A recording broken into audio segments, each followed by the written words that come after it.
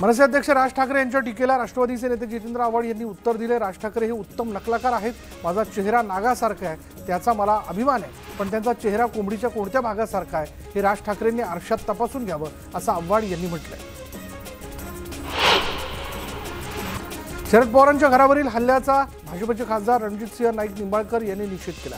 या हल्ल्यामागे जर भाजप असेल तर मी खासदार पदाचा राजीनामा देईन, असं वक्तव्य रणजितसिंह नाईक निंबाळकर यांनी केले। शिवसेना आमदार संजय गायकवाड यांची जीभ घसरली। भाजपचे काही नेते पिसाळलेला कुत्रा चावल्यागत वागत असल्याची टीका त्यांनी केली आहे। राज्यात दंगली घडवून राष्ट्रपती राजवट लागू करण्याचं भाजपच्या नेत्यांचं षडयंत्र असल्याचा आरोप त्यांनी केला।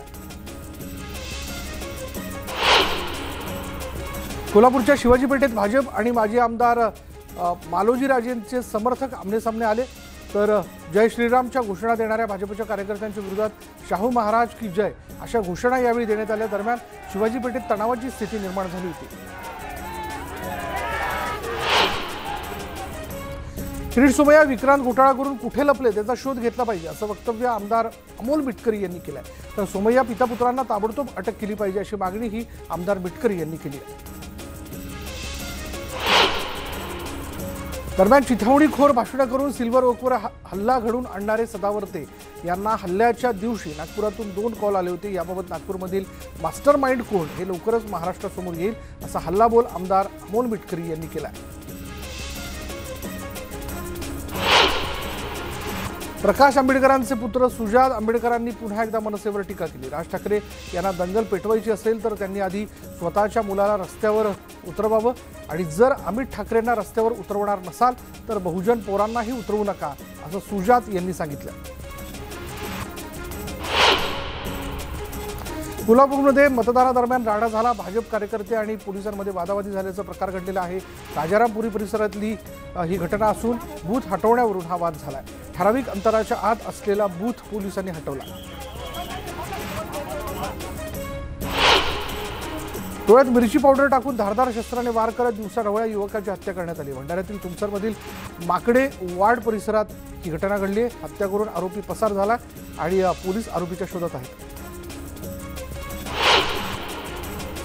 जळगावच्या जामनेर तालुक्यात एका अल्पवयीन मुलीवर अत्याचाराची घटना घडली होती आणि या प्रकरणी नराधमाला जिल्हा न्यायालयाने सश्रम कारावासाची शिक्षा सुनावली आहे। दिलीप वाघ असं या दोषीचं नाव असून त्याने मुलीला कुऱ्हाडीचा धाक दाखवत तिच्यावर अत्याचार केला आणि या प्रकरणी कोर्टाने त्याला 3 वर्ष सश्रम कारावासाची शिक्षा सुनावली। पॅटर्नची चोरी करणाऱ्या टोळीचा गोंदिया जिल्ह्याच्या अर्जुनी मोरगाव पोलिसांनी 2 आरोपींना अटक केलेली या प्रकरणामध्ये, आणि या प्रकरणी आरोपी लखनसिंह टाक आणि बलदेवसिंह टाक याच्यावर गुन्हा दाखल करण्यात आला।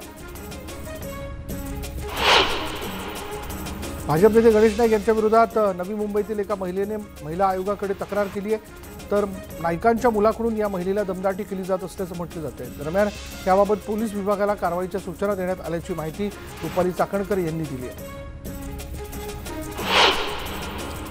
रघुनाथ कुचिक प्रकरणात चौकशी करून कारवाई करणार असल्याची प्रतिक्रिया राज्य महिला आयोगाच्या अध्यक्षा रुपाली चाकणकर यांनी दिली आहे। तर मंदीत संधी साधण्याचं काम महाविकास आघाडी सरकार करत असून राजकीय हव्यासापोटी एका युवतीचं आयुष्य उद्ध्वस्त करण्याचं काम करत असल्याचा आरोप चाकणकर यांनी केला। उस्मानाबाद जिल्ह्यातील उमरगा इथल्या महाराष्ट्र नवनिर्माण सेनेच्या कार्यालयावर भोंगा लावून हनुमान चालीसा लावली आणि दरम्यान मस्जिदवरील हे अनधिकृत भोंगे न काढल्यास मशिदीसमोर हनुमान चालीसा लावण्याचा इशारा त्यांनी दिला।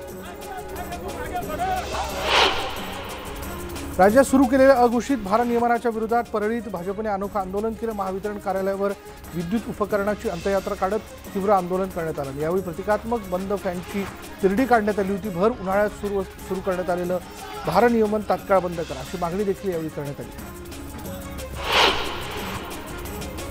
जळगावमध्ये लोड शेडिंगच्या विरोधात भाजपने आक्रोश मोर्चाचं आयोजन केलं असून त्याऐवजी डिझेल, पेट्रोल, घरगुती गॅसची महागाई याच्या विरोधात जर भाजपने आंदोलन केलं असतं तर बरं झालं असतं अशी प्रतिक्रिया माजी मंत्री एकनाथ खडसे यांनी व्यक्त केली आहे। तर महावितरणच्या विरोधात आंदोलन करणं म्हणजे भाजपचा दुटप्पीपणा आहे अशी टीका खडसेंनी भाजपवर केली आहे।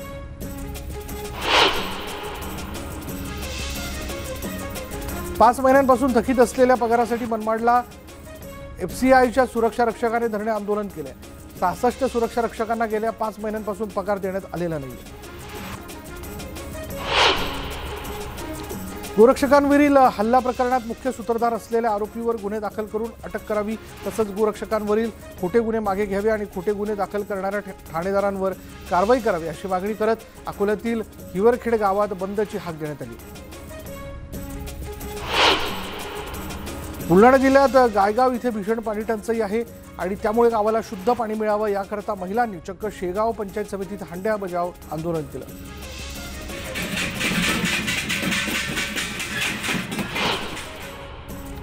बुलढाणा जिल्ह्यातील खामगाव चिखली मार्गावर गणेशपूर फाट्यावर 2 चारचाकी गाड्यांमध्ये भीषण अपघात झाला आणि त्यात 2 जण गंभीर जखमी झालेत। अपघाताची भीषणता इतकी होती की एका चारचाकी गाडीचे टायर दुसऱ्या बाजूला जाऊन पडलं तर गाडी रस्त्याच्या कडेला जाऊन आदळली आणि त्यामध्ये 2 जण गंभीर जखमी झाले। रत्नागिरी जिल्ह्यातील पालगड इथे पेट्रोलचा टँकर पलटी होऊन झालेल्या दुर्घटनेमध्ये लाखो रुपयांचं पेट्रोल वाया गेले। मंडणगड दापोली रोडवरील पालगड वळणावर वाहन चालकाचा टँकरवरील ताबा सुटल्याने हा अपघात झाला, मात्र कोणतीही जीवितहानी झाली नाही। सुदैवानं वाहन चालक बचावला। मंत्री विजय वडेट्टीवार यांनी दिलेल्या आदेशानंतर शाळेवर रुजू करून घेण्यासाठी संस्था चालकांकडून आणि समाज कल्याणच्या अधिकाऱ्यांकडून पैशाची मागणी केली जाते, असा गंभीर आरोप निवासी आश्रमशाळा शिक्षकांनी केला आणि त्यामुळे बीडच्या शिक्षण क्षेत्रामध्ये खळबळ उडाली आहे। जळगाव जिल्ह्यात उष्णतेची लाट पाहायला मिळते। वाढत्या उष्णतेमुळे विद्यार्थ्यांवर परिणाम होऊ नये यासाठी शाळेच्या वेळेत बदल करण्यात आला। सकाळी 7 ते 11:30 पर्यंत शाळा घेण्याचे आदेश जिल्हाधिकाऱ्यांनी दिले। सोलापुरात पोलीस आयुक्त हरीश बैजल यांनी आंबेडकर जयंती मिरवणुकीमध्ये डॉल्बीची परवानगी नाकारली, मात्र आंबेडकरी नेत्यांनी कोणत्याही परिस्थितीत मिरवणूक डॉल्बी लावूनच निघणार अशी भूमिका घेतली आणि यासाठी त्यांनी पोलीस प्रशासनाच्या विरोधात जिल्हाधिकारी कार्यालयासमोर धरणे आंदोलन केलं।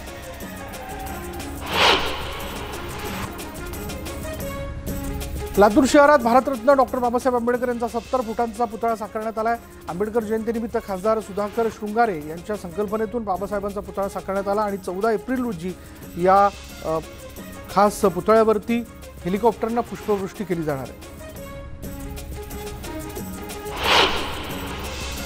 राज्यात उष्माघातामुळे 8 जणांचा मृत्यू झाला असून 92 जणांना उष्माघाताचा त्रास झाला आहे। जळगाव जिल्ह्यात 3 तर नागपूरमध्ये 2 आणि अमरावती, अकोला त्याचबरोबर उस्मानाबाद इथे प्रत्येकी एका रुग्णाचा मृत्यू झाला आहे। राज्यात उष्णतेच्या लाटेचं प्रमाण वाढलं असून विशेषतः विदर्भ आणि मराठवाड्यात याचा परिणाम मोठ्या प्रमाणात जाणवतोय।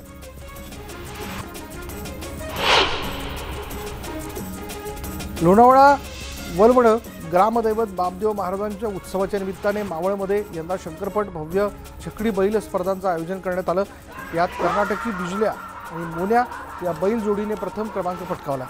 2 वर्षांच्या प्रदीर्घ प्रतीक्षेनंतर प्रथमच मावळमध्ये शंकरपट या साहसी खेळाचं आयोजन करण्यात आलं।